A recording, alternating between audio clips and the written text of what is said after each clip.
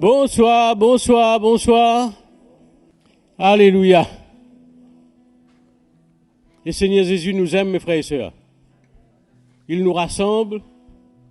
Il veut toujours préparer notre cœur. Et nous vous accueillons, vous tous, ce soir, Saint-Benoît et Sainte-Marie, ensemble, pour pouvoir recevoir de la part du Seigneur de ce qu'il veut transmettre dans nos vies. Et nous accueillons ceux qui nous écoutent sur Internet aussi. Parce que nous savons que l'Évangile est là pour pouvoir emmener la vie en nous. C'est une lumière qui vient chaque moment que nous nous rassemblons. Il y a une lumière qui vient dans notre cœur pour pouvoir nous conduire dans le royaume de Dieu. Et c'est pour cette raison qu'on a besoin d'avoir un cœur ouvert pour saisir de ce que Dieu veut faire dans nos vies. Il veut de plus en plus que nous devenions des enfants qui admettent et qui acceptent son œuvre dans notre cœur. C'est pour cette raison qu'il nous parle, il nous emmène. Moi, je sais, d'après la parole de Dieu, les premières paroles qui est venues dans notre cœur pour pouvoir nous emmener la vie, c'est la repentance. Et chaque moment que nous allons rassembler, le Seigneur va toujours nous parler de la repentance pour que nous puissions garder un cœur droit et un cœur pur pour pouvoir admettre et accepter son œuvre dans nos cœurs. Quand nos cœurs sont droits, nos cœurs purs, lui, il va faire cette œuvre parce que la parole va venir dans notre cœur, va nous donner la foi. Et ce soir, moi, je vous dis, nous tous ensemble, allons nous mettre debout, allons crier au Seigneur, allons le louer, allons l'adorer, allons le remercier, parce que c'est lui qui nous aime et c'est lui qui nous a tirés dans ce monde, qui nous a mis là ce soir pour entendre ce qu'il veut nous dire. Alléluia, vous êtes d'accord avec moi, frères et sœurs? C'est lui qui nous a emmenés là. Nous, sinon, on aurait resté là dans notre fauteuil, mais lui, il a voulu que nous sommes là ce soir parce qu'il veut établir quelque chose dans notre cœur qui vienne de lui. Amen. Seigneur, ce soir, nous tenons ta présence. Nous tous ensemble, nous sommes là devant toi et nous voulons ouvrir nos cœurs pour que ton esprit puisse nous parler. Seigneur, viens par ta grâce, inonde nos cœurs, remplis-nous de ta présence parce que nous avons besoin de toi. Nous avons besoin de cette révélation de ta parole pour pouvoir nous emmener à te connaître encore un peu plus chaque jour. Chaque moment que nous rassemblons, tu communiques quelque chose dans nos cœurs pour que, à l'intérieur de nous, tu produis la vie. Parce que nous savons que tu veux transmettre les paroles avec la foi de notre cœur pour que nous puissions bénéficier de la vie éternelle. Et ce soir encore, Seigneur, nous nous rassemblons pour que tu puisses nous parler, nous instruire, nous montrer le chemin, nous établir dans ta maison pour le service que tu mets au-devant de nous, que nous puissions te servir avec sécurité, avec assurance. Seigneur, nous comptons sur ta grâce ce soir, nous prions. Merci Jésus. Mes frères et sœurs, allons le louer, allons l'adorer, allons le remercier dans notre prière, dans le profondeur de notre cœur. C'est ça dont on devrait sortir de remerciements parce que Dieu nous aime. Un chant s'élève, mes yeux se tournent vers toi, se tournent vers toi. L'espoir renaît, les cœurs soupirent après toi, oui après toi. En te voyant, nous retrouvons la force de vie. Quand nous sommes en ta présence, nos craintes fuient, elles s'enfuient. Hosanna, Hosanna, tu es le roi, le sauveur, à toi la gloire et l'honneur. Hosanna, Hosanna, nous t'accueillons parmi nous. Sois le bienvenu, ô Jésus. Entends le son des cœurs qui reviennent à toi,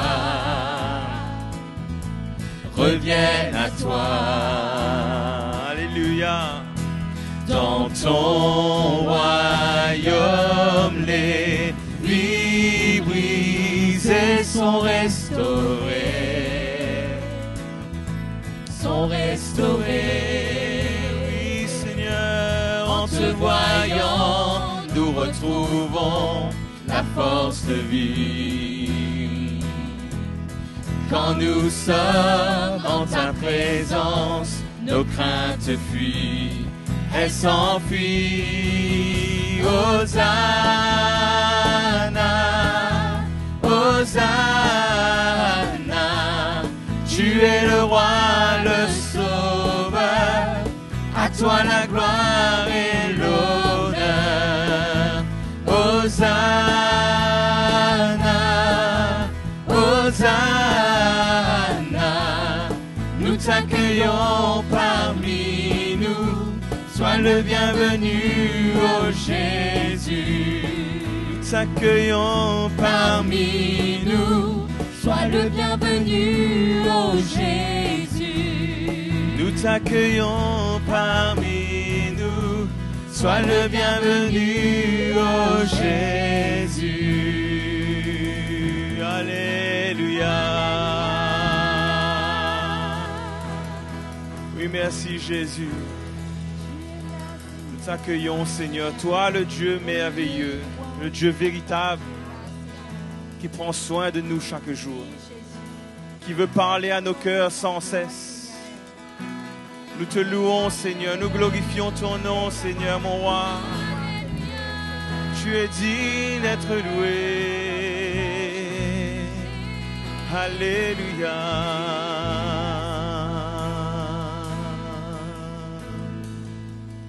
Oui, que tu es merveilleux. Que tu es merveilleux. Levons nos mains vers lui et chantons Jésus. Que tu es merveilleux. Tu es merveilleux. Que tu es merveilleux. Jésus. Que tu es merveilleux. Levons nos mains vers lui et chantons Jésus. Que tu es merveilleux. Seigneur, tu es plein de grâce, oh mon Dieu. Tu es Dieu plein de grâce. Tu es Dieu plein de grâce. Levons nos mains vers lui et chantons Jésus. Tu es Dieu plein de grâce. Nous te disons merci, Seigneur. Nous te disons merci. Nous te disons merci. Levons nos mains vers lui et chantons Jésus. Nous te disons merci. Nous te disons merci, Seigneur. Nous te disons merci. Alléluia. Nous te disons merci. Levons nos mains vers lui et chantons Jésus. Nous te disons merci. J'exalte ton nom, Jésus. Toi, l'agneau sur le trône, tu règnes au-dessus de tout. Toi, Seigneur, sauveur de ma vie, j'exalte ton nom, j'exalte ton nom, Jésus. Toi, l'agneau sur le trône,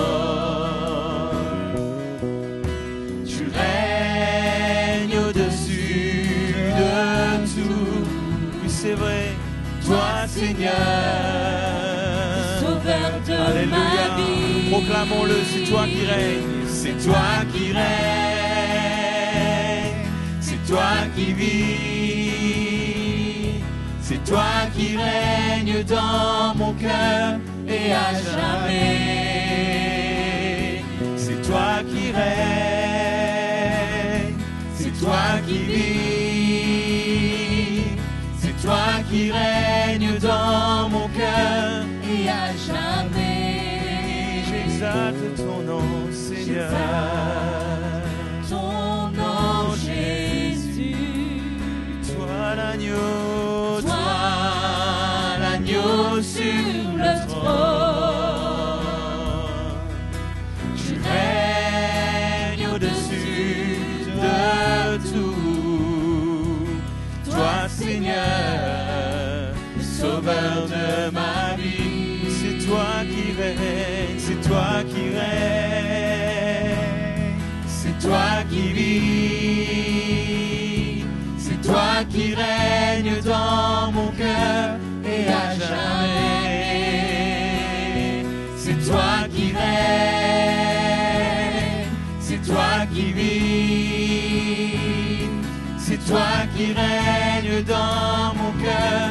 Et à Chantons-le, Jésus, tu règnes, Jésus, tu règnes, Jésus, tu vis, Jésus, tu règnes dans mon cœur et à jamais. Jésus, tu règnes, Jésus, tu vis, Jésus, tu règnes dans mon cœur et à jamais, et à jamais. Nous allons adorer le Seigneur, oui, à jamais nous t'adorons, Seigneur. Digne, je t'adore, Seigneur. Tu es saint et élevé. En toi nous avons la vie, Seigneur. En toi nous trouvons notre secours. Tu es pour nous un sûr abri, un refuge à jamais, Seigneur. Oui, nous t'adorons pour tout cela, pour tout ce que tu es, nous t'adorons, oh Seigneur.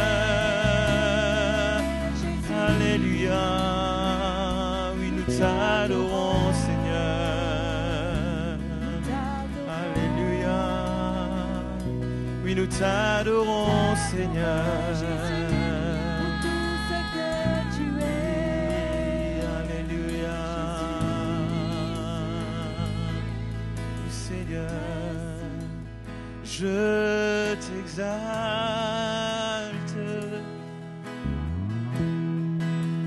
Jésus, mon sacrifice,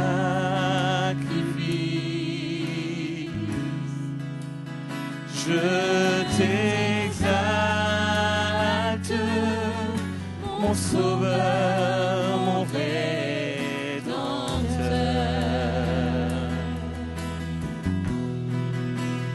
Je t'exalte,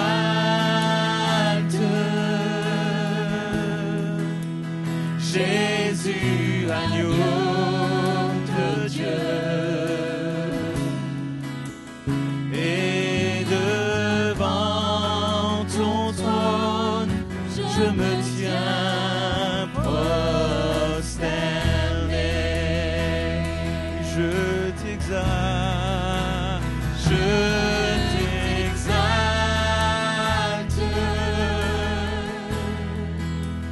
Jésus, mon sacrifice, je t'exalte, mon sauveur, mon rédempteur. Jésus, je t'exalte,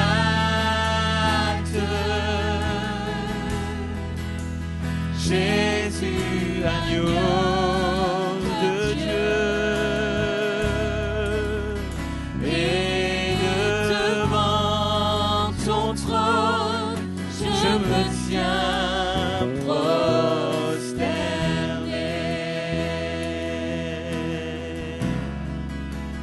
Et devant ton trône, je me tiens prosterné. Oui, devant ton trône, Seigneur. Oui, devant ton trône, je me tiens prosterné.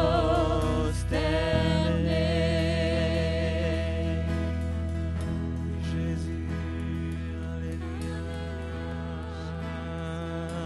Oui, Seigneur, devant ton trône, nous nous tenons prosternés, Seigneur.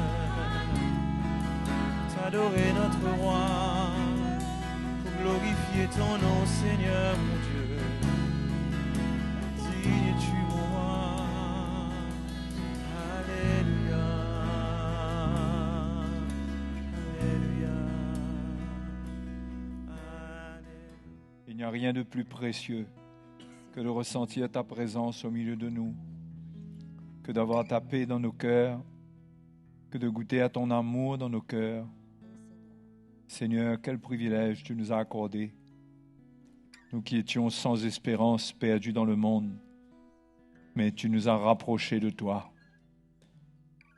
Tu es venu en Israël, non seulement pour sauver les Juifs, mais pour sauver les païens que nous sommes aussi. Merci de nous avoir inclus dans tout ce plan merveilleux. Nous te remercions ce soir de tout notre cœur. Tu es vivant, tu es digne de recevoir la gloire. Tu es mort et ressuscité. Nous te remercions, Seigneur. Que ton nom soit glorifié et béni à jamais. Amen, alléluia. Gloire à Jésus. Bonsoir à vous tous.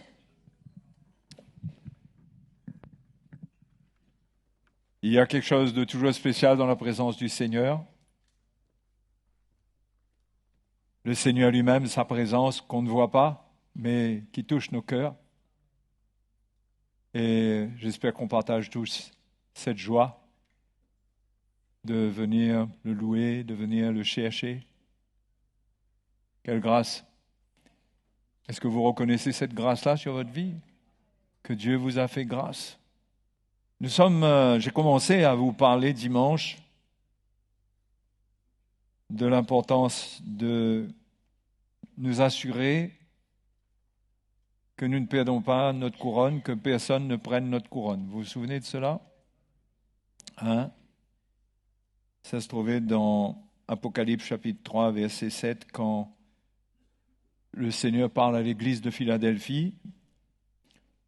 On a pu identifier cette église, non pas dans son contexte de l'époque, mais on peut voir que c'est une église qui reçoit des louanges, quelque part. Vous savez, la Bible dit « Chacun recevra de Dieu la louange qui lui est due ». Alors, ne soyez pas choqués de ce que je vous dis là. Ce n'est pas qu'on va se faire des louanges là, mais le Seigneur, il félicite ceux qui persévèrent. Il sait lui témoigner son approbation. Et Jésus a témoigné de son approbation à l'église de Philadelphie, comme à l'église de Smyrne. Ces deux églises, sur les 7 églises de l'Apocalypse, ces 2 églises ne reçoivent pas de reproches, mais ce sont les 2 églises auxquelles le Seigneur parle de la couronne. À l'église de Smyrne, il dit qu'ils auront une tribulation de 10 jours, qu'ils vont souffrir, mais de demeurer fidèles et qu'ils recevront la couronne de vie. Et à l'église de Philadelphie, au chapitre 3, au verset 11, Jésus dit « Je viens bientôt. Retiens ce que tu as, afin que personne ne prenne ta couronne. » Et nous avons constaté ensemble que si on veut garder notre couronne, si on ne veut pas que personne prenne notre couronne, cela dépend de la parole de Dieu que nous allons retenir ou que nous allons garder, plus précisément. Est-ce que nous allons garder la vraie parole, l'évangile pur, ou bien nous allons diluer cela et qu'on peut ressentir dans les propos du Seigneur quand il dit « Retiens ce que tu as ». Il y avait un message très spécial que Dieu avait adressé à l'Église à l'époque. Il n'y avait pas plusieurs messages qui étaient reconnus par les apôtres. Il y avait le message de la croix, dont Paul était le porteur. Et c'est cette parole que, quand on regarde dans cette lettre, on voit que Jésus parle de garder sa parole au verset 8. « Tu as peu de puissance, tu as gardé ma parole, tu n'as pas renié mon nom. » Et au verset 10, il dit « Parce que tu as gardé la parole de la persévérance en moi, je te garderai aussi. » Alors non seulement quand on garde la parole de Dieu, quand on est fidèle à la parole de Dieu telle qu'elle est, non seulement personne ne pourra nous prendre notre couronne, puisque notre récompense est attachée à notre obéissance à la parole de Dieu, mais en plus, le Seigneur donne la promesse qu'en gardant la parole de la persévérance, il va nous garder aussi à l'heure du test, à l'heure de l'épreuve, de la tentation qui va venir pour éprouver les habitants de la terre entière. Et nous sommes dans cette heure les moments vont devenir de plus en plus critiques.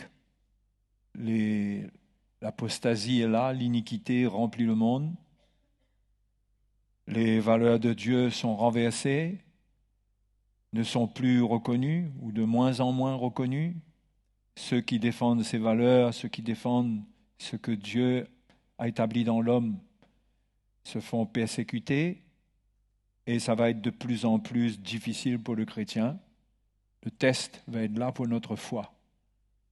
C'est pourquoi il faut affermir notre foi, ne pas se contenter d'avoir quelques petites racines dans la connaissance de Dieu, mais il nous faut chercher à être enracinés, à vraiment connaître le Seigneur et surtout à comprendre ce que c'est que garder la parole de la persévérance, qui est, le mot persévérance dans le grec, hypomoné, parle de endurance. En fait, le mot upo, ça veut dire se mettre dessous, et meno, c'est demeurer dessous. Ouais. Donc, ça parle d'endurer, de ne pas sortir dessous, de garder la parole de Dieu. Quel que soit ce que cela va nous coûter, mais nous devons garder la parole de Dieu, ne pas la compromettre. Nous pouvons être persécutés pour elle, mais ce n'est pas parce que nous sommes persécutés que cela nous donne un bon prétexte pour ne pas la retenir et la garder, pour la diluer, pour la changer. Mais nous devons défendre l'Évangile parce qu'il y a une récompense qui est attachée à la parole du Seigneur que nous gardons. Pas simplement celle que nous entendons, mais que nous retenons, que nous gardons dans notre vie, que nous pratiquons. Jésus a été clair que ce qu'il est venu enseigner, il a montré dans la parabole dans Matthieu chapitre 7 des deux constructeurs, un qui construit sur le fondement, l'autre qui construit sur le sable. Il a bien montré que l'un écoute et ne met pas en pratique, l'autre écoute et met en pratique. Et il montre l'importance de mettre en pratique parce qu'il dit qu'il y a des éléments qui vont se déchaîner contre nos vies, que ce que nous aurons construit sera éprouvé. Et donc, il ne faut pas attendre pour voir si ça va résister, si notre construction spirituelle va résister, mais il faut laisser le Seigneur construire notre vie et il faut chercher à nous enraciner. L'apôtre Paul emploie ces termes, Colossiens, aux Éphésiens, il parle d'être enraciné dans la foi, d'être enraciné dans l'amour. Et ça veut dire qu'un chrétien qui arrive à la fin des temps ne doit pas se contenter d'avoir quelques petites racines, peu de connaissances du Seigneur, mais il doit prendre très au sérieux le fait que Dieu veuille le construire. Parce que c'est une construction, c'est un appel, c'est une œuvre de Dieu aussi qui permet ça. Ce n'est pas des choses qu'on peut faire à notre manière, mais c'est un travail de Dieu dans notre vie qui doit correspondre à la révélation de Christ, au message de la croix. si on construit autrement, on ne sera pas construit sur le fondement. Et on peut perdre notre récompense. C'est ce que Paul dit dans l'Épître aux Corinthiens, au chapitre 3.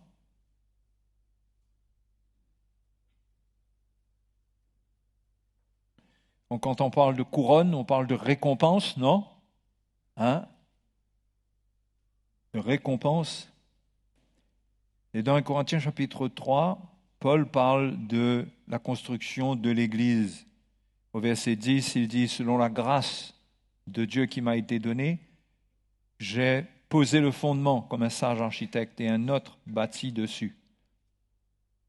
Que chacun prenne à la manière dont il bâtit dessus. Car personne ne peut poser un autre fondement que celui qui a été posé, savoir Jésus-Christ. » Et on va revenir à là, mais au chapitre 2, le verset 2, Paul ajoute un élément quand il parle de Jésus-Christ comme le fondement. Il dit « Car je n'ai pas eu la pensée de savoir parmi vous autre chose que Jésus-Christ et Jésus-Christ crucifié. » Toute la connaissance que Dieu nous donne,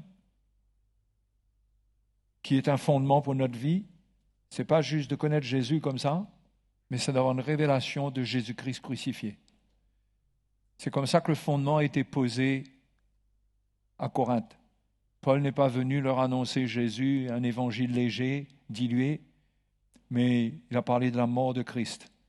Que ça, c'était le fondement qu'il avait posé, cette révélation qu'il avait amenée dans le cœur de l'Église. Si on revient au chapitre 3, donc le verset 11 dit « Car personne ne peut poser un autre fondement que celui qui a été posé, savoir Jésus-Christ.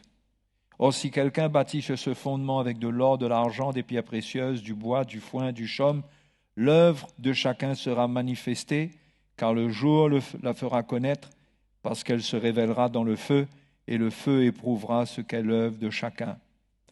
Si l'œuvre bâtie par quelqu'un sur le fondement subsiste, il recevra une récompense. Si l'œuvre de quelqu'un est consumée, il perdra sa récompense. Pour lui, il sera sauvé, mais comme au travers du feu.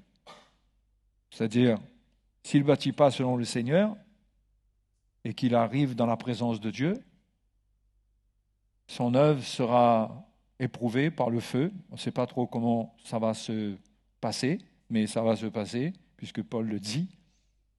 On ne peut pas tout expliquer, mais le feu va éprouver ce qu'est l'œuvre de chacun. Et celui qui aura bâti sur le fondement que Paul a posé, la porte des païens, il recevra une récompense. Celui qui aura bâti autrement, il ne recevra pas de récompense. Il sera sauvé, mais comme au travers du feu. Il perdra tout. Et si celui qui bâtit, il perd, il ne faut pas croire que le chrétien qui se laisse séduire, lui, il ne perd rien. Le Seigneur est clair dans sa parole. Il dit que si un aveugle conduit un aveugle, les deux vont au précipice. Non? Donc, c'est important pour les chrétiens de ne pas se laisser séduire par d'autres évangiles, parce que cela peut nous coûter de perdre la récompense que le Seigneur a pour notre vie. L'avertissement est donné encore dans une des épîtres de Jean, c'est 2 Jean, il y a un seul chapitre. Et le verset 7,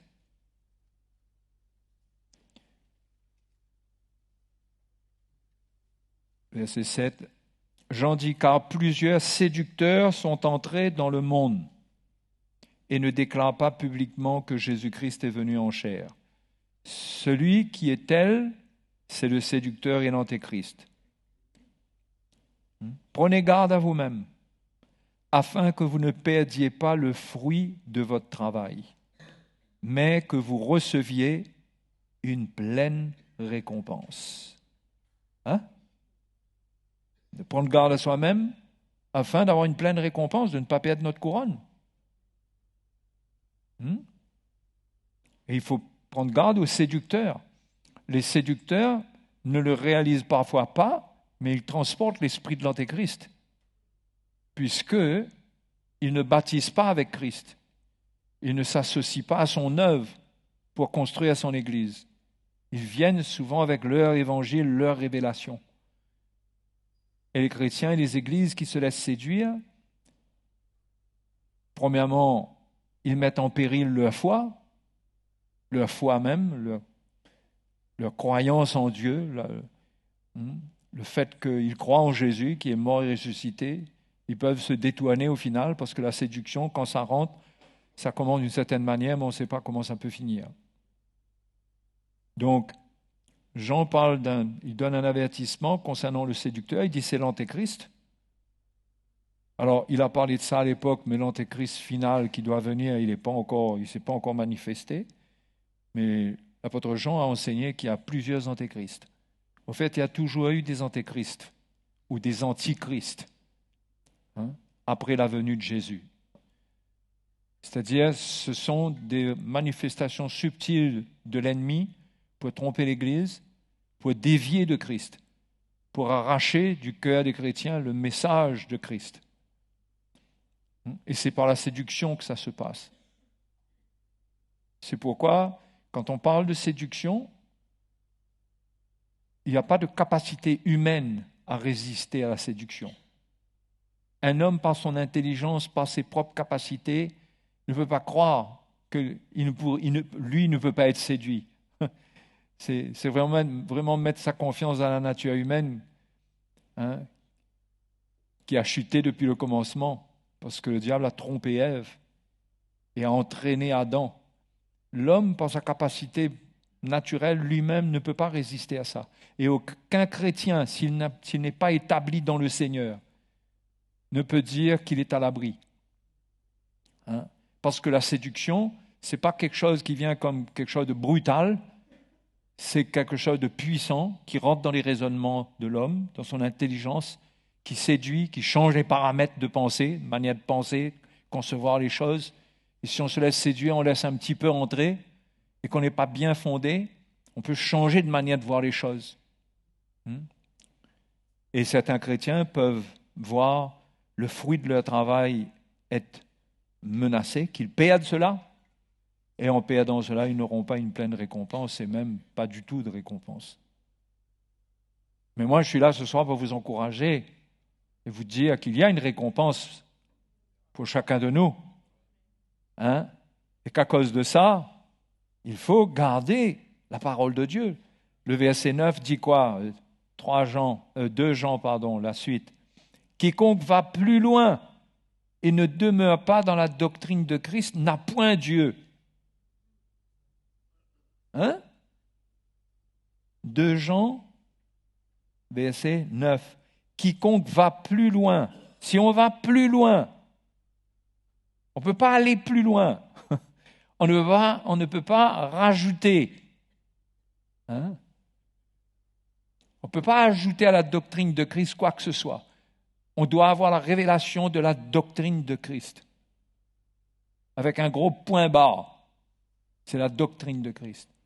Parce que quiconque va plus loin, Jean dit, il n'a point Dieu. Il est en train de tout perdre. Dieu n'est plus avec lui.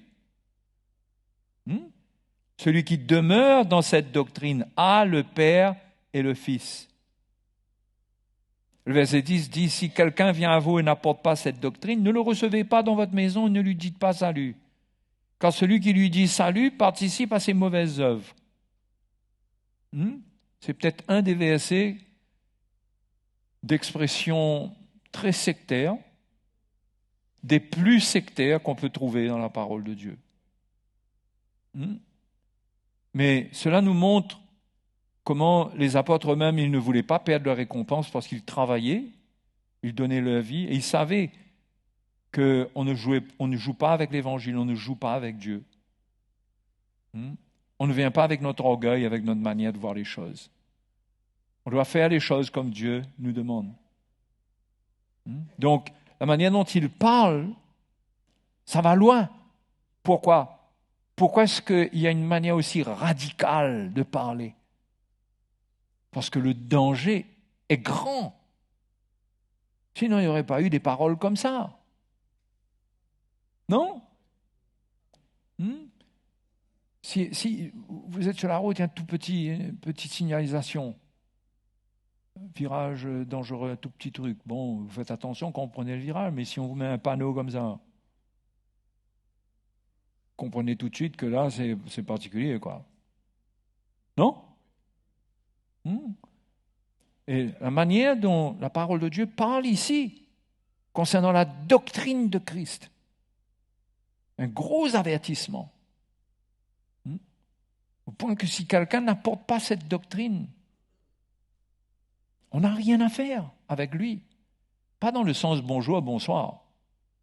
Mais on ne peut pas avoir une communion de cœur et tomber d'accord avec ceux qui ne sont pas d'accord avec la doctrine de Christ, parce qu'il y a le danger que derrière, il y a l'esprit de l'antéchrist qui cherche à séduire. C'est-à-dire qu'il y a toute la puissance du diable derrière. Donc, ceux qui veulent garder leur couronne doivent être avertis que la première chose qu'il faut protéger, c'est la parole de Dieu qu'on a reçue. Il faut la garder. Il faut défendre notre évangile que le Seigneur nous a donné. Il faut le défendre. Le défendre courageusement, vaillamment. Et ceux qui vont le faire, ils seront persécutés. C'est sûr. Quand les occasions viendront et que l'Église sera davantage exposée, qu'on devra défendre, il y aura plus de persécutions. Mais on ne pourra pas céder. Parce que c'est cette parole qui nous serve, qui nous sauve. C'est cette parole. On peut pas changer le... C'est comme quand il y a des normes dans la construction. On ne peut pas changer les normes. On ne peut pas enlever les grosses ferrailles et mettre des fils de fer. C'est très bien que ça ne va pas tenir. Et donc, il faut se protéger, frères et sœurs. Non? Il faut se protéger et il faut garder l'Évangile. Il faut être zélé pour l'Évangile de Jésus. L'Évangile qui proclame sa mort et sa résurrection.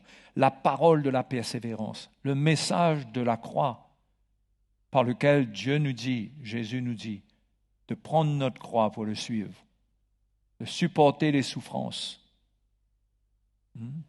parce qu'il y a une grande récompense dedans. Il y a un autre endroit, c'est dans 2 Timothée chapitre 2, où ce que Paul exprime, ça résume la vie chrétienne. C'est un passage très court de 4 versets, ou 3. Mais Paul dit au verset 11 du chapitre 2 de 2 Timothée, il dit, cette parole est certaine. Donc moi, quand je vois cette parole est certaine, moi j'ai souligné en rouge. Cette parole est certaine. Si nous sommes morts avec lui, nous vivrons aussi avec lui. Donc, si nous sommes chrétiens, nous sommes morts avec lui. Ok? Ce n'est pas quelque chose qui va se passer. C'est quelque chose qui s'est passé quand nous sommes devenus chrétiens. Par notre baptême, nous sommes morts avec lui. Ok? Donc ça, c'est par la justification. Le verset 12 dit, si nous persévérons, hypomeno, si nous endurons, si nous continuons, nous restons dessous, malgré la charge, malgré la souffrance, si nous persévérons, nous régnerons aussi avec lui. Ça, c'est pas seulement nous vivrons, nous régnerons. Là, ça parle d'une récompense. Je pensais que vous étiez avec moi ce soir. J'étais convaincu jusque-là. Si nous persévérons, nous régnerons avec lui.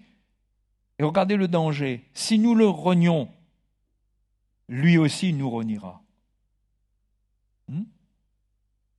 Et c'est là le danger.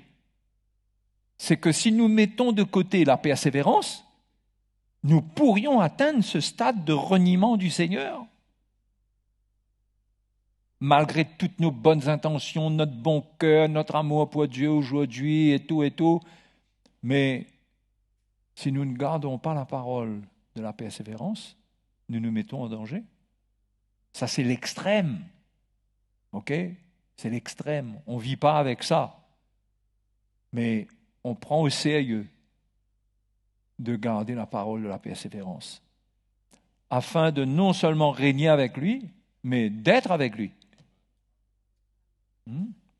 Si nous le renions, lui aussi nous reniera. Si nous sommes infidèles, il demeure fidèle. C'est-à-dire que là-dedans, Jésus est conscient que nous allons faillir. Nous pouvons faillir, mais sans le renier. Nous pouvons faillir, mais sans abandonner la parole de la persévérance. Si nous abandonnons la parole de la persévérance, nous nous mettons en danger. Nous nous mettons en danger parce que nous allons rater l'œuvre que Dieu veut faire dans notre vie. Vous savez, plus on va avancer, plus nous aurons besoin de l'œuvre de Christ dans notre vie. Une œuvre plus grande. L'œuvre de Dieu aujourd'hui est bonne pour aujourd'hui, mais elle n'est pas suffisante pour les temps qui viennent. Il faut que le Seigneur continue à travailler nos vies. Et si nous sommes infidèles, il ne va pas nous abandonner. Infidèles, pas dans le sens de renier. Infidèles dans le sens que nous allons faillir. Nous ne pouvons pas être parfaits. Nous allons rater. Mais il va nous perfectionner. Si nous persévérons, nous régnerons avec lui. Si nous persévérons, ça sous-entend qu'il va œuvrer dans notre vie aussi. Qu'il ne va pas nous lâcher. Si nous persévérons, ça ne veut pas dire que nous allons être parfaits. Si nous endurons, nous allons avoir des moments difficiles où nous allons peut-être être découragés ou quoi. Mais il est fidèle, il va nous garder. Mais il va nous garder si nous gardons la parole de la persévérance. Si nous abandonnons la parole de la persévérance, nous allons abandonner la persévérance. Parce que c'est la parole de la persévérance. Vous avez déjà identifié la parole de la persévérance, là, avec moi. C'est le message de la croix. Je ne peux pas voir ça autrement. Prendre cette croix, endurer, persévérer, aller jusqu'au bout. Si on garde ce message, Jésus a dit, je te garderai aussi. Donc, on voit comment la foi, garder le message, c'est avoir foi dans les paroles de Jésus. Avoir gardé la foi dans ce qu'il a dit. Et ça, ce qu'il a dit sera toujours testé dans notre vie. On sera toujours testé. Mais on a toujours l'occasion de se relever si on faillit quelque part. Parce que si nous sommes infidèles, il demeure fidèle, car il ne peut se renier lui-même. Ces 4 paroles qu'on vient de lire, ça se termine par cette dernière parole. Si nous sommes infidèles, il demeure fidèle, car il ne peut se renier lui-même. Il y en a qui ont conclu que ça inclut même que le fait que lui aussi nous renie, mais ça ne veut pas dire qu'on perdra tout, même le salut. Le mot renier, c'est un mot très très fort. Pour que quelqu'un arrive là, vraiment, il faut que son cœur se soit endurci, le mal soit rentré en lui et qu'il abandonne le Seigneur. Ça, c'est un état extrême d'incrédulité, d'apostasie, de rébellion. Mais je pense que la plupart des enfants de Dieu, les vrais disciples, n'atteignent pas ce stade-là. Mais bon, il faut toujours veiller sur soi-même. Donc, c'est important de veiller par rapport à la tentation, aux épreuves que nous traversons, parce que ces épreuves, il ne faut pas dire que ce n'est pas normal, c'est normal qu'il y ait des épreuves, et ça contient quelque chose de riche pour nous, une œuvre profonde dans nos vies, un affermissement. Ça permet au Seigneur d'affermir notre espérance, de réveiller l'espérance dans notre cœur, comme c'est écrit dans Romains chapitre 5, au verset 1. Étant donc justifiés par la foi, nous avons la paix avec Dieu par notre Seigneur Jésus-Christ, à qui nous devons d'avoir eu, par la foi, accès à cette grâce, dans laquelle nous demeurons fermes, et nous nous glorifions dans l'espérance de la gloire de Dieu. Bien plus, nous nous glorifions même des afflictions. Ouais, on ne se glorifie pas seulement dans l'espérance de la gloire de Dieu qui va venir, mais pour y arriver, il y aura les afflictions. Et on se glorifie même des afflictions, sachant que l'affliction produit la persévérance, l'endurance. Et la persévérance, la victoire dans l'épreuve. Et cette victoire, l'espérance. Oui. L'espérance retourne. Elle est enrichie quand on sort de l'épreuve dans laquelle Dieu permet qu'on passe. Parce que dans cette épreuve, on va expérimenter la grâce qui est dans le Seigneur pour persévérer. Et au fait, dans Romains chapitre 15, Paul révèle ce que Dieu est et comment il est le Dieu qui console aussi. Mais Paul met ensemble, lisons à partir du verset 4, Romains chapitre 15.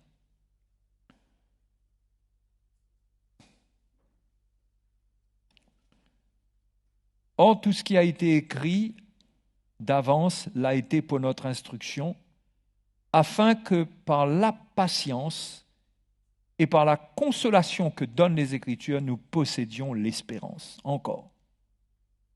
La parole de Dieu nous instruit,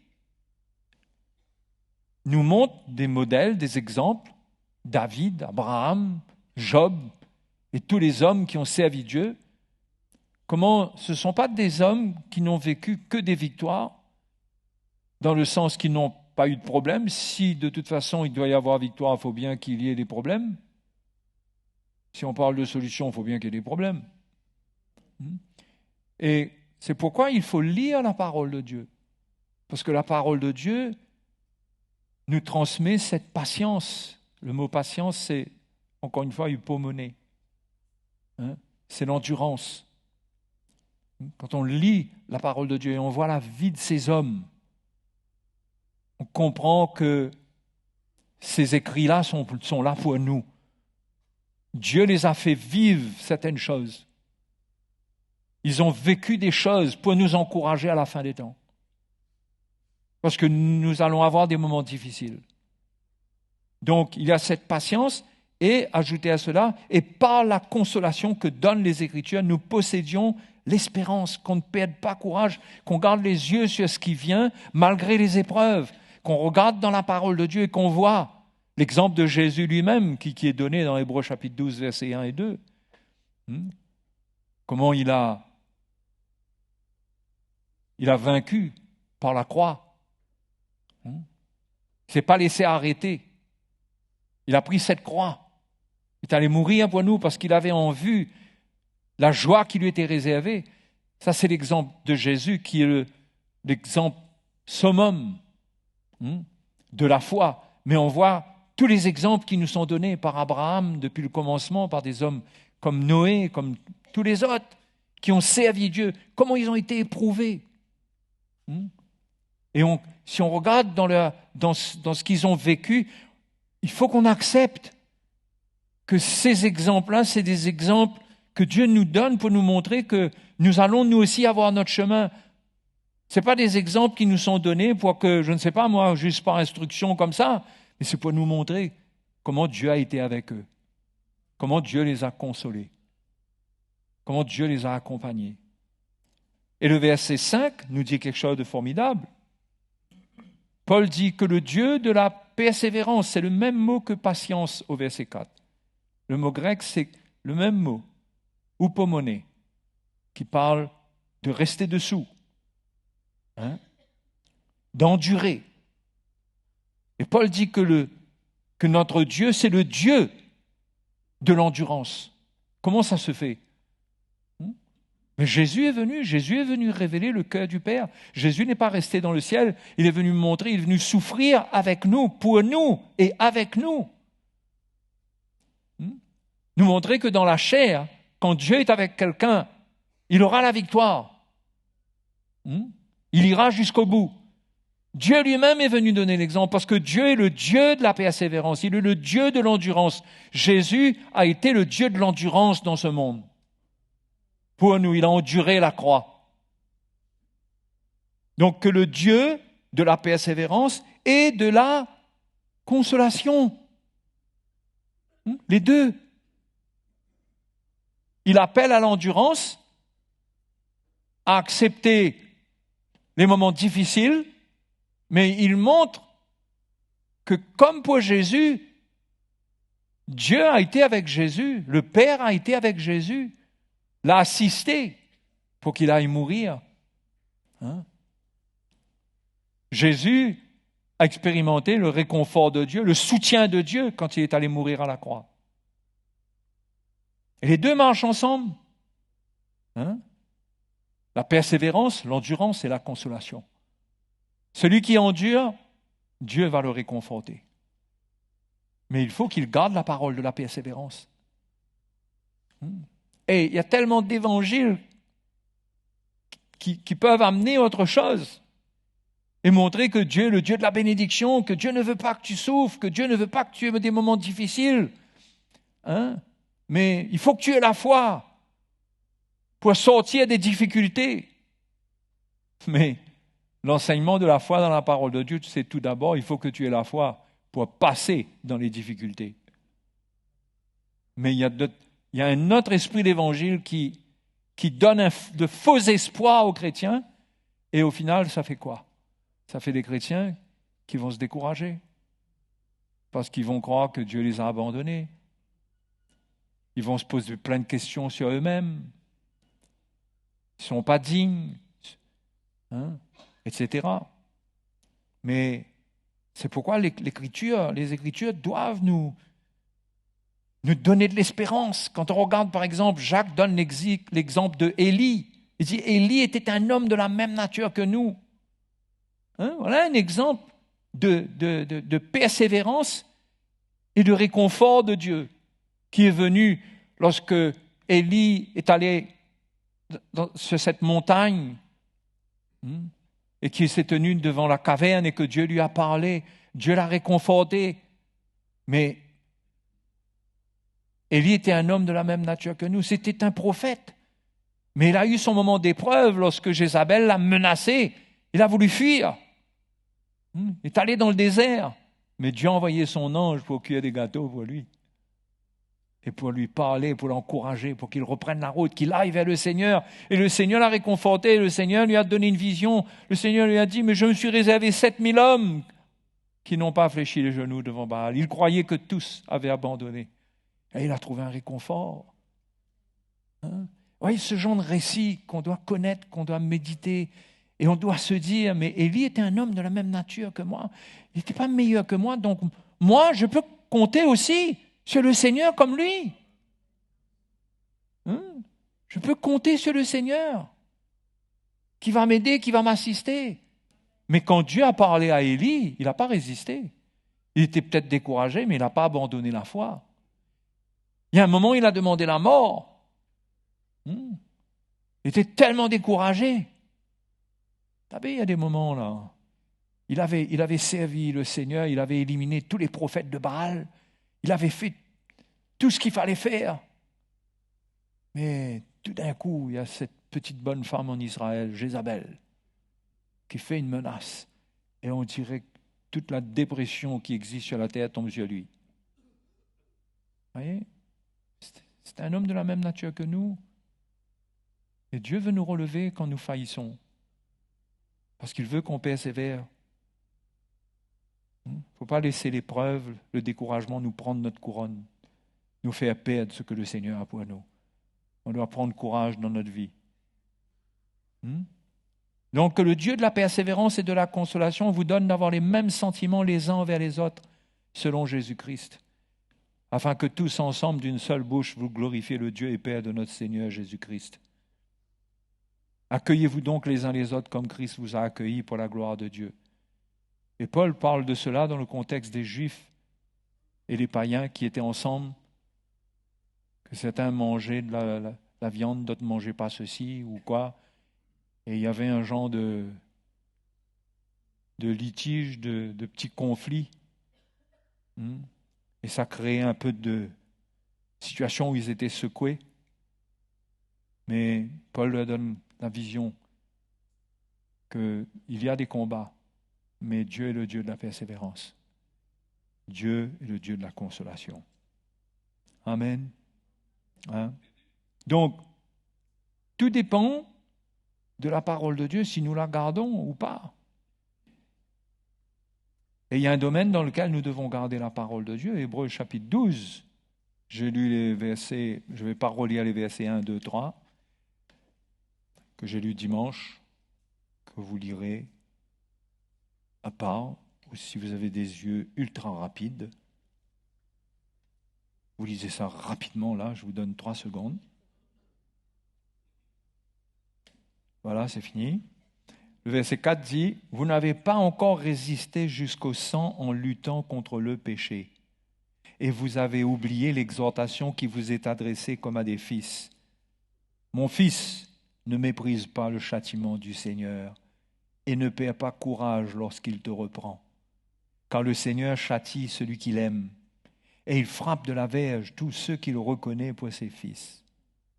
Supportez, upomeno, supportez le châtiment. Voilà la parole de la persévérance aussi. Il faut supporter le châtiment de Dieu. Il faut supporter lorsque Dieu s'oppose à nos désirs, à nos plans, qu'il nous arrête, parce qu'il nous traite comme des fils, il nous aime. Il ne veut pas nous perdre. Et il peut nous faire mal. Ça peut nous faire mal dans notre vie. Parce que Dieu veut qu'on participe à sa sainteté. Peut-être qu'on ne réalise pas, mais on prend un chemin qui va nous éloigner de sa puissance, son évangile qui peut nous émonder. On peut s'éloigner de ça, on peut perdre la connexion avec l'évangile qui va nous sanctifier pour la fin des temps. Mais Dieu nous châtie, il nous reprend. Donc, quand l'évangile vous reprend, quand la parole de Dieu vient comme une verge, frappe votre cœur, supportez le châtiment. Parce que c'est comme des fils que Dieu vous traite. Dieu ne veut pas vous perdre. Et Dieu veut non seulement vous sauver, mais vous couronner. Et c'est comme des fils qu'il vous traite. Parce que je dirais que Dieu ne couronne pas des gamins. Dieu veut faire des fils et des filles qu'il va couronner. Des gens qui ont accepté son œuvre, qui ont accepté les défis qui sont venus dans leur vie. Et ceux qui sont comme ça, ils ont un cœur entier pour Dieu. Ils ne sont pas là, ils ne jouent pas avec Dieu. Ils ne sont pas là pour avoir Dieu avec eux dans tout ce qu'ils veulent. Ce n'est pas des enfants capricieux. La parole de la persévérance, le message de la croix ne produit pas des enfants capricieux. Ça produit des disciples, des gens qui sont mûrs, des gens qui acceptent. Quand Dieu dit non, ça ne produit pas des enfants qui cherchent Dieu d'une manière égoïste. Mais ça produit des hommes et des femmes qui cherchent la sanctification. Verset 14. Verset 14. Recherchez la paix avec tous et la sanctification sans laquelle personne ne verra le Seigneur.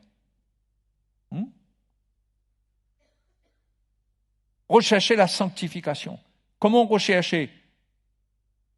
Dans ce contexte-là, Paul dit au verset 10, « Nos pères nous châtiaient pour peu de jours, comme ils le trouvaient bon, mais Dieu nous châtie pour notre bien, afin que nous participions à sa sainteté. » Donc, rechercher la sanctification, ce n'est pas que tu vas pouvoir te sanctifier par ta propre force, c'est que tu dois rechercher le message qui te fait entendre la voix de Dieu, qui te reprend, qui te châtie, pour que tu participes à sa sainteté. Et quand Dieu te châtie, c'est pour te faire participer à sa sainteté. Donc, le chrétien doit rechercher ça. Il doit rechercher la parole de Dieu qui le châtie. Pas la parole de Dieu qui le caresse dans le sens du poil, qui lui fait des câlins doux, d'amour tout le temps. Mais la parole de Dieu qui reprend. Mon fils, ne perds pas courage. Lorsqu'il te reprend, ne perds pas courage, ne méprise pas le châtiment du Seigneur et ne perds pas courage lorsqu'il te reprend. Quand le Seigneur châtie celui qu'il aime, il frappe de la verge tous ceux qu'il reconnaît pour ses fils. Mes frères et mes sœurs, recherchons cette sanctification au travers de la correction que Dieu amène. Quand Dieu nous arrête, ça peut nous faire mal, ça bouleverse nos plans, ça bouleverse notre vie. Mais Dieu nous arrête parce qu'il a un autre plan pour nous. Il veut nous faire participer à sa sainteté. C'est pas juste comprendre une théologie de sanctification et essayer d'y adhérer. C'est d'accepter l'œuvre de Dieu. C'est d'accepter quand Dieu nous reprend. Et quand Dieu nous reprend et qu'on accepte, ça fait une œuvre dans notre cœur pour qu'on participe à sa sainteté. Et le verset 11 dit quoi? Il est vrai que tout châtiment semble d'abord un sujet de tristesse et non de joie, mais il produit plus tard, pour ceux qui ont été ainsi exercés, un fruit paisible de justice. Ce fruit paisible de justice, finalement, c'est le résultat de l'œuvre de Dieu. Quand la justice de Dieu te confronte, il y aura un fruit quand tu acceptes. Et ce fruit, ça va être principalement la sainteté. Parce que tu vas apprendre à marcher droit. Tu vas rectifier tes voies. Tu vas abandonner ce qui n'est pas agréable au Seigneur. Amen. Donc il y a un fruit que ça produit lorsque quelqu'un est exercé à être corrigé. Plus vous entendez le message de la croix, plus c'est une verge qui frappe sur votre cœur, plus vous êtes corrigé et vous vous repentez, vous alignez votre vie, plus il y a un fruit qui est en train de se préparer, qui va germer de ce travail-là. Un fruit, la sainteté. Romains chapitre 6.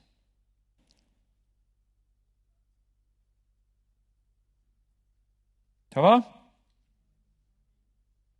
Romains chapitre 6. L'évangile, c'est merveilleux.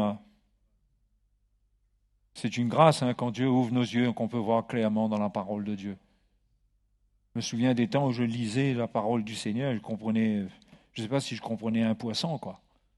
Je ne suis pas arrivé, mais on arrive au fur et à mesure avec la révélation qui vient, avec les ministères, on arrive avec le concours de tout le monde, on est sur le fondement, on arrive à comprendre un peu mieux la parole de Dieu. Le verset 19 dit, chapitre 6 de Romains, chapitre 18, « Ayant été affranchis du péché, vous êtes devenus esclaves de la justice. Je parle à la manière des hommes à cause de la faiblesse de votre chair. De même donc que vous avez livré vos membres comme esclaves à l'impureté et à l'iniquité pour arriver à l'iniquité, ainsi maintenant livrez vos membres comme esclaves à la justice pour arriver à la sainteté. Car lorsque vous étiez esclaves du péché, vous étiez libres à l'égard de la justice. Quels fruits portiez-vous alors? Des fruits dont vous rougissez aujourd'hui. Car la fin de ces choses, c'est la mort. Mais maintenant, étant affranchis du péché et devenus esclaves de Dieu, vous avez pour fruit, quoi? La sainteté. Et pour fin, la vie éternelle. Autrefois, on était greffé sur l'iniquité, dans l'esprit du monde, on était loin de Dieu, et il y avait des fruits dans notre vie. C'était des fruits pour nous mener à la mort. C'était des fruits. Ça poussait de notre vie. Ça allait à l'encontre de la volonté de Dieu. On n'avait pas de force pour résister, parce qu'un arbre n'a pas de force pour empêcher le fruit de sortir de lui. Quand on était planté, enraciné dans le péché et l'iniquité, on portait des fruits pour la mort. Mais maintenant, on est planté en Christ. On est greffé sur lui. Et si on accepte tout simplement qu'il nous reprend, qu'il nous parle, on obéit à sa parole, on garde la parole de l'endurance. il y aura un fruit à un certain moment, un fruit paisible de justice. On va voir dans notre vie qu'il y a des choses qui nous quittent. Il y a des désirs qui nous quittent. Il y a des choses qu'on n'a plus envie de faire. Il y a des choses qui ne plaisent vraiment pas à Dieu. Il y a eu un temps peut-être qu'on était dans une vie un peu double, on essayait tout, mais au fur et à mesure que Dieu nous corrige, que la parole de Dieu vient, que ça touche notre vie, ça touche notre cœur, on abandonne des vilains morceaux charnels qui appartiennent à l'homme Adam, qui est tombé, l'homme déchu. Et on ressent que au-dedans de nous, ça grandit selon l'image de Christ. On est attiré vers les choses d'en haut. Hein? Et ça, c'est si on garde la parole de la persévérance. Si on prend notre croix, quand Dieu nous châtie, nous corrige, on prend notre croix, on accepte, on ne rebiffe pas. On ne se rebelle pas. On garde notre cœur pur. On prend notre croix, on accepte que ça fait mal, mais dans cette souffrance, il y a un plan, il y a un but. C'est que la sainteté sorte de notre vie comme un fruit. Et c'est une différence entre la sainteté comme une œuvre.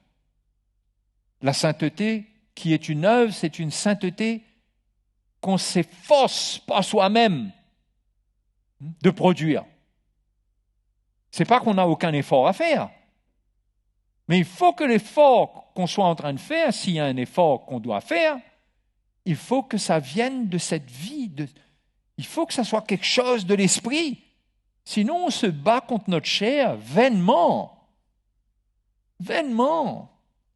Donc, il y a une différence entre l'œuvre et le fruit. Quand Dieu nous corrige et que nous acceptons, ça va produire un fruit. Quand nous voulons faire les choses à notre manière et nous savons que Dieu est saint et nous ne voulons pas non plus nous perdre dans le péché, mais si nous ne nous soumettons pas, nous n'endurons pas la correction du Seigneur, nous n'acceptons pas de perdre notre manière de voir, nous ne nous humilions pas, mais qu'est-ce qui va se passer? Nous allons produire des œuvres pour essayer de marcher.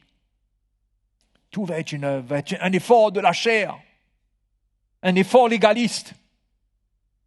Mais celui qui marche dans l'obéissance, Dieu gagne son cœur. Et du cœur viennent les sources de la vie. Les désirs changent. Alléluia. L'obéissance est tellement importante. Vous avez pour fruit la sainteté et pour fin la vie éternelle. Et dans cette vie éternelle, il y a la récompense, une pleine récompense. On doit chercher une pleine récompense. Et ne laisser quiconque venir toucher à ma couronne en volant l'évangile que Dieu m'a donné. On va faire une dernière lecture dans Luc, chapitre 8.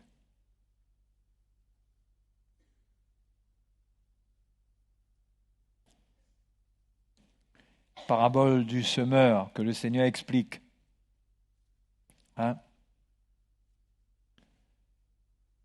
Si on va directement au verset 15 pour commencer, puisque c'est l'exemple de la bonne terre, puisque cette parabole montre qu'il y a une bonne terre, mais il y a des terrains qui ne sont pas toujours aussi bons. Ceux qui sont le long du chemin, ceux qui aiment les plaisirs de la vie, qui ont les soucis de la vie, ceux qui sont mal enracinés, quand arrive une épreuve, ils tombent parce que le terrain est rempli de cailloux. Mais le dernier, c'est la bonne terre. Verset 15 dit « Ce qui est tombé dans la bonne terre », il parle de la semence. Ce sont ceux qui, ayant entendu la parole avec un cœur honnête ou un cœur noble. Le mot honnête veut dire noble, vertueux. C'est pas honnête en français, c'est peut-être pas ça. Je parle par rapport au grec. Kalos. Le mot grec, c'est kalos. Et kalos, c'est Je ne sais pas si on dit calou. C'est comme ça, quoi. Hein, c'est kalos. Kalos, c'est ce qui est bon, quoi. Hein, avec un cœur vraiment bien, correct et bon. Ils la retiennent, ils retiennent la semence et portent du fruit avec persévérance, avec endurance. Ils portent du fruit. Ils ont une bonne terre, ils ont le cœur qu'il faut et ils sont prêts à souffrir jusqu'à ce que le fruit sorte. Et quand ça sort, ils continuent à souffrir ce qu'il faut souffrir. Il n'y a pas que la souffrance, il y a les joies aussi de tout ça. Mais il accepte au milieu de tout ça les moments qui peuvent être difficiles parce qu'il est intéressé à porter du fruit avec persévérance. C'est pourquoi il faut la parole de la persévérance. La vraie semence, la bonne semence, c'est le message de la croix qui cherche des cœurs nobles, des cœurs bons, des cœurs vrais, des gens qui vraiment veulent glorifier le Seigneur. Mais tous les autres cœurs, le premier cœur, Jésus a dit ceux qui sont le long du chemin, ce sont ceux qui entendent, puis le diable vient et enlève de leur cœur la parole de peur qu'ils ne croient et soient sauvés. Ceux qui sont le long du chemin, ceux qui sont distraits par la vie, qui vont être sous les influences. Comment le diable vient? Il ne descend pas tout d'un coup, mais au travers des autres, au travers des séducteurs, au travers des gens, au travers de l'esprit du monde, le diable prend la semence qui est venue. Et ce n'est pas juste le jour où on a entendu Jésus, quelqu'un a entendu Jésus un jour, le diable a volé la semence. Ça, c'est la vie chrétienne tout le temps, ça aussi. Quand on entend l'Évangile, parce qu'on doit continuer à recevoir les semences de l'Évangile. Il faut savoir que le diable veut voler ça. Que le diable veut voler cela de votre vie. Après, il y a ceux qui n'ont pas de racines, qui croient pour un temps, ensuite ils succombent quand il y a un temps d'épreuve. Parce qu'ils n'ont pas de racines. La semence n'est pas descendue dans le fond de leur cœur. Ils ont gardé des cailloux à l'intérieur, ils ont un cœur dur, ils ont du mal à pardonner, ils ont du mal à... ils n'ont pas ce cœur noble, ce cœur tendre, ce cœur bon. Ils ont des histoires, toujours des histoires en eux-mêmes. Ça remue, il y a toutes sortes de choses, de cailloux à l'intérieur qu'on ne laisse pas enlever, qu'on ne laisse pas partir. Ceux-là, eux aussi, finalement, ils succombent. Et il y a ceux qui laissent, qui reçoivent la semence parmi les épines. Et la semence est étouffée par les soucis de la vie, par les richesses, par les plaisirs de la vie. Ceux qui ont pris comme priorité que je suis d'accord, je crois, mais j'ai besoin de gagner aussi. Et au fait, je veux que Dieu soit avec moi pour gagner dans le monde. Alors que l'Évangile est un appel à perdre. Et Dieu nous donne ce qui Jésus a promis qu'il va prendre soin de nous. Donc, il nous faut le message de la parole de la persévérance pour porter du fruit avec persévérance. Si vous avez commencé à porter du fruit parce que la parole de Dieu vous a montré comment faire, n'attendez pas que le fruit tout de suite, là, germe, sorte de la branche. Persévérez, persévérez, persévérez. Il y a un fruit de justice qui va pousser.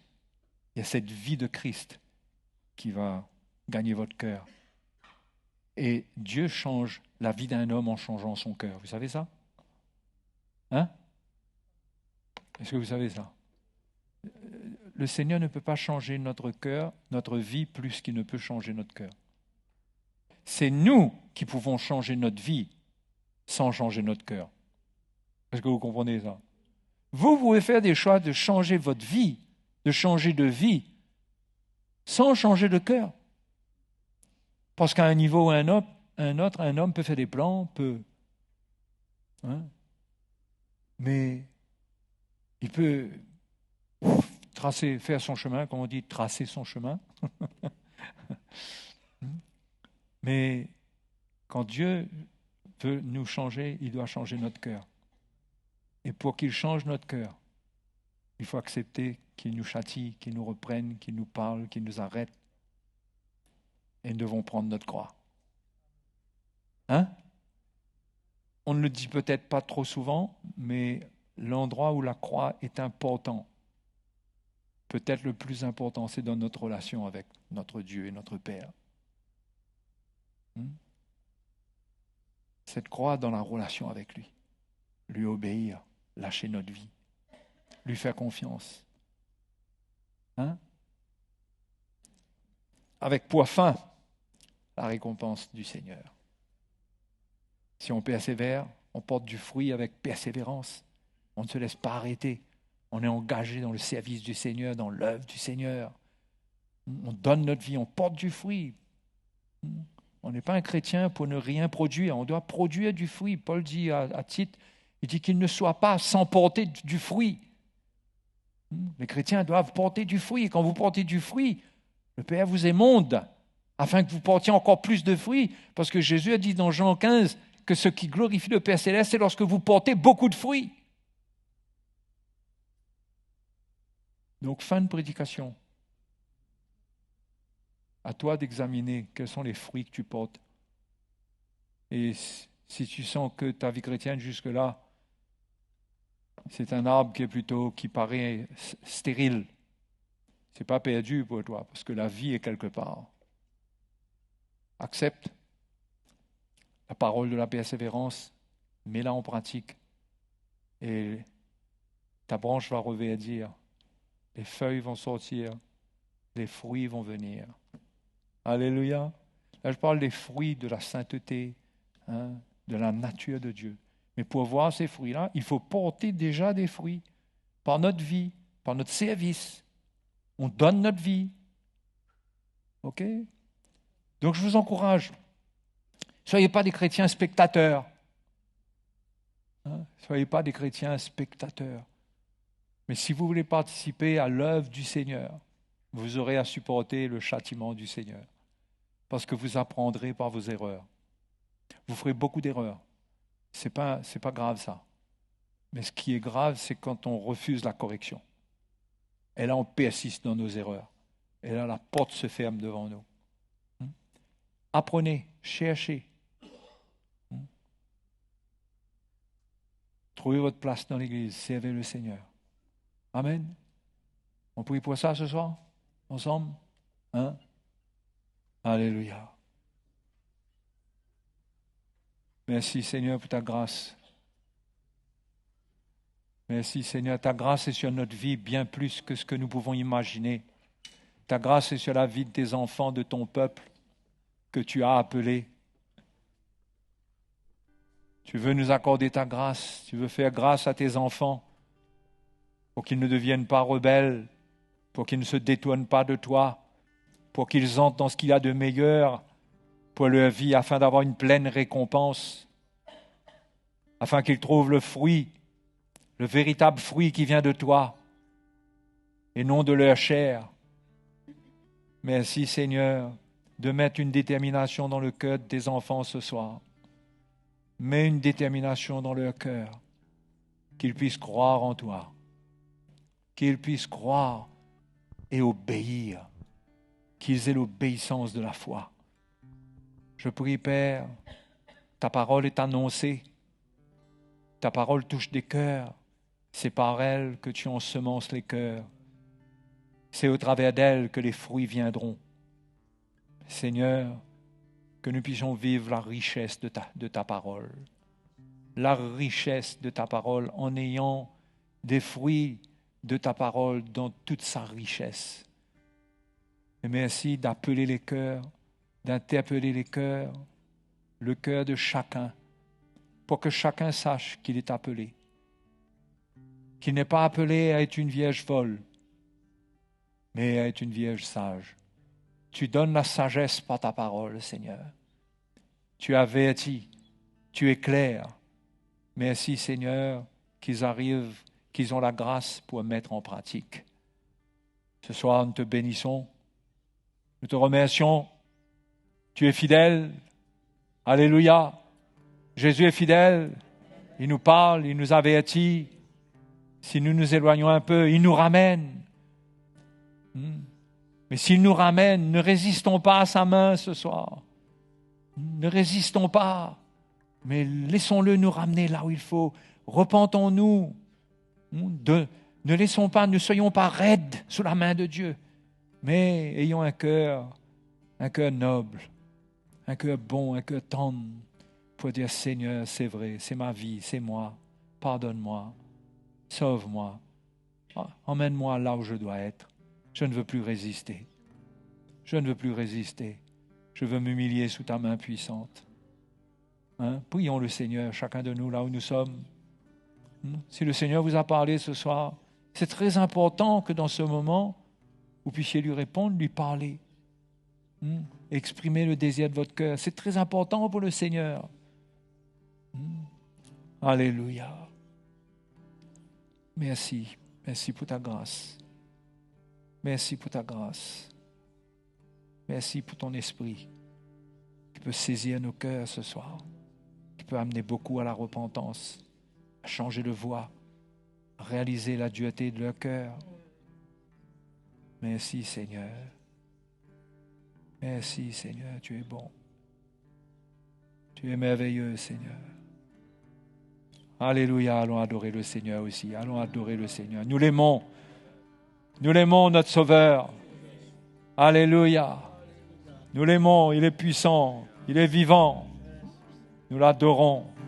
Sur le mont du Calvaire, il était une croix où Jésus souffrit tant de douleur. Oui, c'est là qu'il mourut sur cet infâme bois pour sauver le plus vil des pécheurs.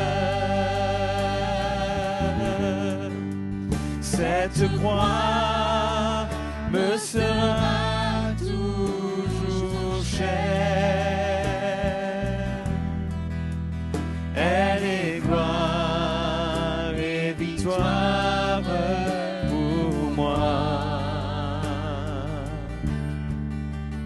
Et par elle, en la maison du Père, la couronne est offerte à ma foi. M'appuyant avec foi sur la croix de Jésus, sa bannière, je veux la porter jusqu'au jour bienheureux où parmi les élus dans le ciel je pourrai l'exalter.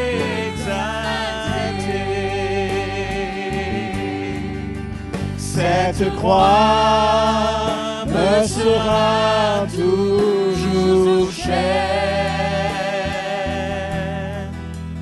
Elle est gloire et victoire pour moi.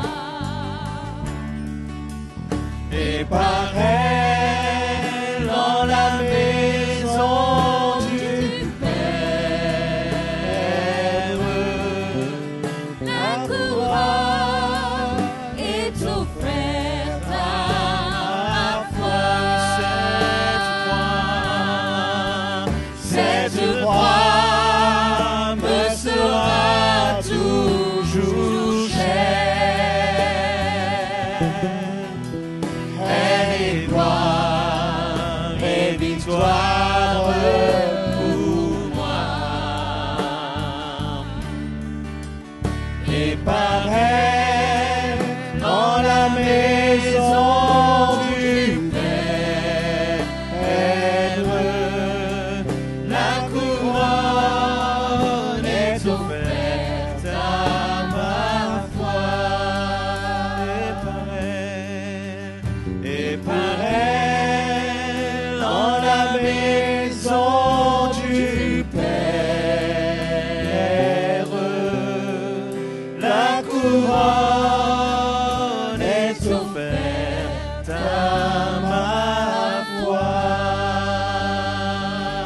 Alléluia. Seigneur, nous te louons ce soir. Te remercions pour ta grâce sur notre vie. Tu as tracé un chemin pour nous, Seigneur, où nous pouvons te suivre sans nous heurter et sans nous arrêter par quoi que ce soit. Parce que ta victoire est le nôtre. C'est pourquoi dans notre cœur ce soir, nous nous attachons fermement à toi. Parce que nous savons que tu nous as appelés. Et nous savons que tu as commencé une œuvre dans notre cœur. Et cette œuvre, Seigneur, tu vas la continuer. Afin que nous puissions te glorifier. Afin que nous puissions, Seigneur, partager avec toi ta gloire. Parce que c'est à cela que tu nous as appelés. C'est l'espérance qu'il y a dans notre cœur, que nous te verrons dans ta gloire et que nous serons avec toi. Seigneur, affermis encore nos cœurs ce soir. Fortifie-nous encore. Que la lumière de ton évangile devienne de plus en plus claire dans notre cœur et que nous puissions nous y attacher. Nous te glorifions pour ta grâce. Merci Jésus. Amen.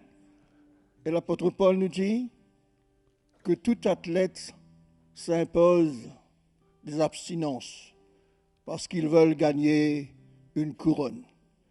Et une couronne corruptible.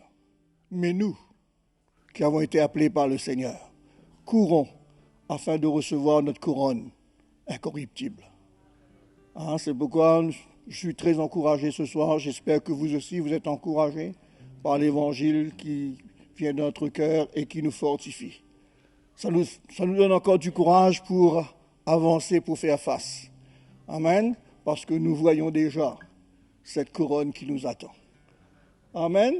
Ne nous relâchons pas, les frères et sœurs, mais allons persévérer. Que le Seigneur vous bénisse. On se retrouve dimanche matin pour adorer Jésus. Amen. Que le Seigneur vous bénisse. Christ seul me suffit. Christ seul me suffit. Tout ce dont j'ai besoin est en lui. Tout ce dont j'ai besoin. Christ seul me suffit. Christ seul me suffit. Tout ce dont j'ai